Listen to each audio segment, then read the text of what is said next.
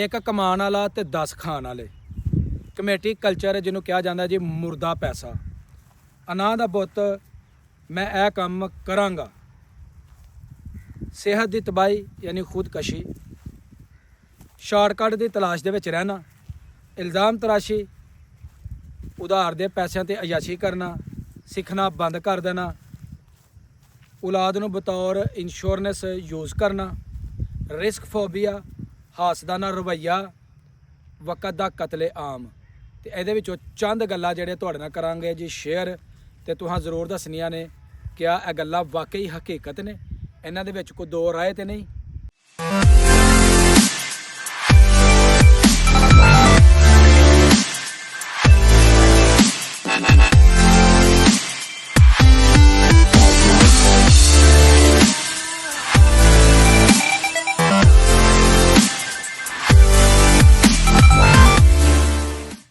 अस्सलामुअलैकुम, welcome to my new vlog. मैं ਤੁਹਾਡਾ ਦੋਸਤ ਸੁਲਤਾਨ ਸ਼ੇਖ, ਪੰਜਾਬ ਦੇ ਖੂਬਸੂਰਤ ਸੰਤੀ ਸ਼ਹਿਰ ਸਿਆਲਕੋਟ ਤੋਂ, ਪਿੰਡ ਪੂਰਬ ਕਲੇਰ, ਔਰ ਤੁਸੀਂ ਵੇਖਣ ਦੇ ਹੋ ਮੇਰਾ YouTube ਚੈਨਲ ਆਪਣਾ ਪੰਜਾਬੀ ਵਲੌਗ। ਲਓ ਜੀ, ਅੱਜ ਤੁਹਾਡੇ ਨਾਲ ਬੜੀਆਂ ਜ਼ਬਰਦਸਤ ਕੁਝ ਗੱਲਾਂ ਕਰਨੀਆਂ ਨੇ, ਕੁਝ ਐਸੇ ਕੜਵੀਆਂ ਗੱਲਾਂ ਕਿ ਜਿਹੜੀਆਂ ਇਨਸਾਨ ਨੂੰ ਗੁਰਬਤ ਦੀ ਤਰਫ ਲੈ ਕੇ ਜਾਂਦੀਆਂ ਨੇ, ਤੇ ਉਹ ਚੰਦ ਗੱਲਾਂ ਤੁਹਾਡੇ ਨਾਲ ਅੱਜ ਸ਼ੇਅਰ ਕਰਾਂਗੇ। ਕਰਨੇ ਜਨਾਬ ਬਗੈਰ ਵਕਤ ਜ਼ਾਇਆ ਕਰਨ ਤੋਂ ਉਹ ਗੱਲਾਂ।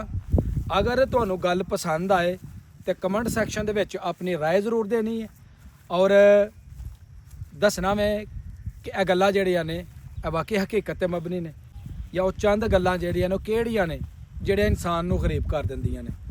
ਸਭ ਤੋਂ ਪਹਿਲਾਂ ਜੀ, ਸਰਕਾਰੀ ਨੌਕਰੀ ਦਾ ਨਸ਼ਾ, ਦਿਖਾਵੇ ਦੀ ਸ਼ਾਦੀ ਯਾਨੀ ਅਮੀਰਾਂ ਦੀ ਨਕਲ ਕਰਨੀ, ਡਿਗਰੀ ਜ਼ਿਆਦਾ ਜਾਹਿਲ, ਇੱਕ ਕਮਾਉਣ ਵਾਲਾ ਤੇ 10 ਖਾਣ ਵਾਲੇ। ਕਮੇਟੀ ਕਲਚਰ ਜਿਹਨੂੰ ਕਿਹਾ ਜਾਂਦਾ ਜੀ ਮੁਰਦਾ ਪੈਸਾ। ਅਨਾਹ ਦਾ ਬੁੱਤ ਮੈਂ ਇਹ ਕੰਮ ਕਰਾਂਗਾ। ਸਿਹਤ ਦੀ ਤਬਾਹੀ ਯਾਨੀ ਖੁਦਕਸ਼ੀ। ਸ਼ਾਰਟਕਟ ਦੀ ਤਲਾਸ਼ ਦੇ ਵਿੱਚ ਰਹਿਣਾ।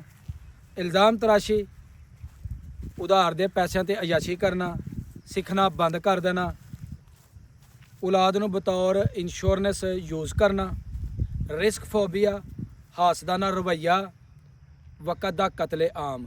ਤੇ ਇਹਦੇ ਵਿੱਚੋਂ ਚੰਦ ਗੱਲਾਂ ਜਿਹੜੇ ਤੁਹਾਡੇ ਨਾਲ ਕਰਾਂਗੇ ਜੀ ਸ਼ੇਅਰ, ਤੇ ਤੁਹਾਂ ਜ਼ਰੂਰ ਦੱਸਣੀਆਂ ਨੇ ਕਿ ਇਹ ਗੱਲਾਂ ਵਾਕਈ ਹਕੀਕਤ ਨੇ, ਇਹਨਾਂ ਦੇ ਵਿੱਚ ਕੋਈ ਦੋ ਰਾਏ ਤੇ ਨਹੀਂ। ਸਾਡੇ ਮੁਆਸ਼ਰੇ ਦੇ ਵਿੱਚ ਜਿਹੜੀ ਨਾ ਬੜੀ ਇੱਕ ਚੀਜ਼ ਜਿਹੜੀ ਪਾਈ ਜਾਂਦੀ ਹੈ, ਅਗਰ ਅਸੀਂ ਆਪਣੇ ਮੁਆਸ਼ਰੇ ਦੇ ਗਿਰੇਬਾਨ ਦੇ ਵਿੱਚ ਝਾਤੀ ਮਾਰੀਏ ਨਾ, ਤੇ ਸਾਨੂੰ ਕੁਝ ਬੇਰਹਿਮ ਵਜੂਹਾਤ ਜਿਹੜੀਆਂ ਨਾ ਉਹ ਦੱਸਦੀਆਂ ਨੇ ਕਿ ਇੱਥੇ ਆਮ ਆਦਮੀ ਦਾ ਜਿਹੜਾ ਹੈ ਗੁਰਬਤ ਦੀ ਦਲਦਲ ਦੇ ਵਿੱਚੋਂ ਕਿਉਂ ਨਹੀਂ ਨਿਕਲਦਾ। ਇਹ ਮਿੱਠੀਆਂ ਗੱਲਾਂ ਨਹੀਂ ਬਲਕਿ ਕੌੜੀਆਂ ਗੋਲੀਆਂ ਨੇ ਜਿਹੜੀਆਂ ਅੱਜ ਤੁਹਾਡੇ ਨਾਲ ਸ਼ੇਅਰ ਕਰਨੀਆਂ ਨੇ। ਸਰਕਾਰੀ ਨੌਕਰੀ ਦਾ ਨਸ਼ਾ। ਪਾਕਿਸਤਾਨੀ ਨੌਜਵਾਨਾਂ ਦੀ ਜਵਾਨੀ ਦੇ ਬਿਹਤਰੀਨ 10 ਸਾਲ ਸਰਕਾਰੀ ਨੌਕਰੀ ਦੇ ਇੰਤਜ਼ਾਰ ਦੇ ਵਿੱਚ ਗਲ ਸੜ ਜਾਂਦੇ ਨੇ। ਉਹ 25,000 ਦੀ ਪ੍ਰਾਈਵੇਟ ਨੌਕਰੀ ਜਾਂ ਛੋਟਾ ਮੋਟਾ ਕਾਰੋਬਾਰ ਕਰਨ ਨੂੰ ਆਪਣੀ ਤੋਹੀਨ ਸਮਝਦਾ, ਔਰ ਜ਼ਿੰਦਗੀ ਦੇ 20 ਸਾਲ ਤੱਕ ਉਹ ਵਾਲਿदैन ਦੇ ਟੁਕੜਿਆਂ ਤੇ ਪਲਦਾ ਰਹਿੰਦਾ। ਤੇ ਨਤੀਜਾ ਜਦੋਂ ਉਹਨੂੰ ਹੋਸ਼ ਆਂਦਾ ਤੇ ਫਿਰ ਵਕਤ ਤੇ ਉਮਰ ਦੋਵੇਂ ਹੱਥੋਂ ਨਿਕਲ ਜਾਂਦੇ ਨੇ। ਉਸ ਤੋਂ ਬਾਅਦ ਜੀ ਦਿਖਾਵੇ ਦੀ ਸ਼ਾਦੀ ਯਾਨੀ ਅਮੀਰਾਂ ਦੀ ਨਕਲ ਕਰਨਾ। ਜੇਬ ਦੇ ਵਿੱਚ ਫੁੱਟੀ ਕੌੜੀ ਵੀ ਨਹੀਂ ਹੁੰਦੀ, ਮਗਰ ਸ਼ਾਦੀ ਦੇ ਉੱਤੇ 10 ਲੱਖ ਰੁਪਈਆ ਲਾ ਦੇਣਾ, ਖਾਣਾ ਖਿਲਾਉਣ ਦੇ ਉੱਤੇ 5 ਲੱਖ ਦਾ ਜਹੇਜ਼ ਬਣਾ ਲੈਣਾ। ਕਿਉਂ ਅਸੀਂ ਕਰਨੇ ਆ ਕਿ ਜੀ ਸਾਡੀ ਨੱਕ ਦਾ ਮਸਲਾ ਹੈ, ਸਾਡੀ ਨੱਕ ਨਹੀਂ ਰਹਿੰਦੀ। ਕੌਮ ਨੂੰ ਆਪਣੀ ਜ਼ਿੰਦਗੀ ਦੀ ਜਮ੍ਹਾਂ ਪੂੰਜੀ ਸਿਰਫ 2 ਘੰਟੇ ਦੇ ਉੱਤੇ ਅਸੀਂ ਲਾ ਦਿੰਦੇ ਹਾਂ। 2 ਘੰਟੇ ਦੇ ਜਿਹੜਾ ਅਸੀਂ ਫੰਕਸ਼ਨ ਕਰਨੇ ਉੱਤੇ ਉਡਾ ਦਿੰਦੇ ਹਾਂ, ਤੇ ਫਿਰ ਆਪਣੀ ਜ਼ਿੰਦਗੀ ਨੂੰ ਅਸੀਂ ਬਰਬਾਦ ਕਰ ਬੈਠਦੇ ਹਾਂ। ਤੇ ਫਿਰ ਉਹ ਪੈਸੇ ਜਿਹੜੇ ਨੇ ਅਗਲੇ 5-10 ਸਾਲ ਅਸੀਂ ਕਰਜ਼ ਉਤਾਰਦੇ ਰਹਿੰਦੇ ਹਾਂ। ਹੱਥਾਂ ਦੇ ਵਿੱਚ ਡਿਗਰੀ ਨਹੀਂ, ਹੱਥ ਦੇ ਵਿੱਚ ਮਾਸਟਰ ਡਿਗਰੀ ਹੈ, ਮਗਰ ਇੱਕ ਪ੍ਰੋਫੈਸ਼ਨਲ ਈਮੇਲ ਨਹੀਂ ਲਿਖਣੀ ਆਉਂਦੀ। ਸਾਡੇ ਤਲੀਮੀ ਨਿਜ਼ਾਮ ਨੇ ਸਿਰਫ ਨੌਕਰ ਫੋਬੀਆ ਪੈਦਾ ਕੀਤੇ ਨੇ, ਹੁਨਰਮੰਦ ਨਹੀਂ।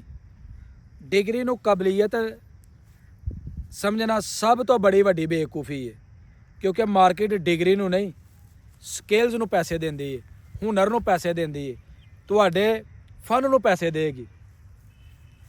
ਇੱਕ ਕਮਾਉਣ ਵਾਲਾ ਤੇ 10 ਖਾਣ ਵਾਲੇ।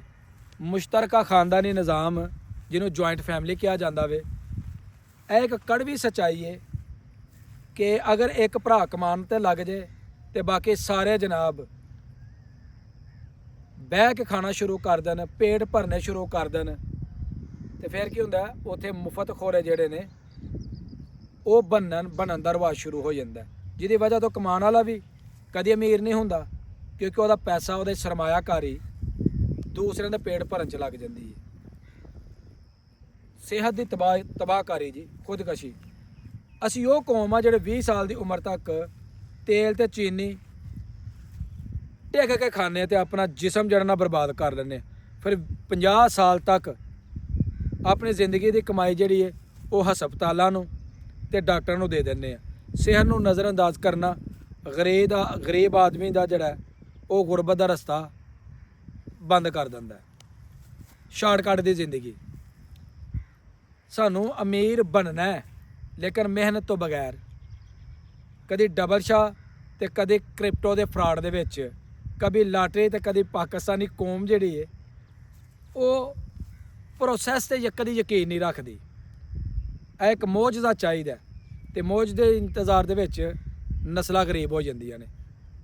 ਤੇ ਆਖਰੀ ਜਨਾਬ ਕਿ ਅਸੀਂ ਔਲਾਦ ਨੂੰ ਬਤੌਰ ਇੰਸ਼ੋਰੈਂਸ ਪਾਲਿਸੀ ਯੂਜ਼ ਕਰਨੇ ਆ। ਗੁਰਬਤ ਦੀ ਇੱਕ ਬੜੀ ਵੱਡੀ ਵਜ੍ਹਾ ਹੈ ਬੇਤਹਾਸ਼ਾ ਬੱਚੇ, ਗਰੀਬ ਆਦਮੀ ਬੱਚੇ ਇਸ ਵਾਸਤੇ ਪੈਦਾ ਕਰਦਾ ਕਿ ਵੱਡੇ ਹੋ ਕੇ ਕਮਾਉਣ ਦੇ, ਤੇ ਉਹ ਇਹ ਨਹੀਂ ਸੋਚਦਾ ਕਿ ਵਸਾਇਲ ਤੋਂ ਬਗੈਰ ਪਲਣ ਵਾਲੇ ਬੱਚੇ ਸਰਮਾਇਆ ਨਹੀਂ ਹੁੰਦੇ, ਬਲਕਿ ਮੁਆਸ਼ਰੇ ਔਰ ਵਾਲਦੈਨ 'ਤੇ ਬੋਝ ਹੁੰਦੇ ਨੇ। ਤੇ ਇਹ ਹਨ ਜੀ ਕੁਛ ਕੜਵੇਂ ਸੱਚ, ਕੜਵੀਆਂ ਗੱਲਾਂ, ਕੜਵੀਆਂ ਗੌਲੀਆਂ ਜਿਹੜੀਆਂ ਅਸੀਂ ਤੁਹਾਡੇ ਗੋਸ਼ਗੁਜ਼ਾਰ ਕੀਤੀਆਂ। ਉਮੀਦ ਕਰਾਂਗੇ ਮੇਰੀਆਂ ਗੱਲਾਂ ਤੁਹਾਨੂੰ ਪਸੰਦ ਆਈਆਂ ਹੋਣਗੀਆਂ। ਅਗਰ ਤੁਹਾਨੂੰ ਇਹ ਗੱਲਾਂ ਪਸੰਦ ਆਈਆਂ ਹੋਣ ਔਰ ਅਗਰ ਮੇਰੇ ਜ਼ਿਹਨ ਦੇ ਵਿੱਚ ਕੋਈ ਗੱਲ ਨਹੀਂ ਰਹੀ ਤਾਂ ਕਮੈਂਟ ਬਾਕਸ ਦੇ ਵਿੱਚ ਉਹ ਆਗਾਹ ਕਰ ਦੇਣਾ।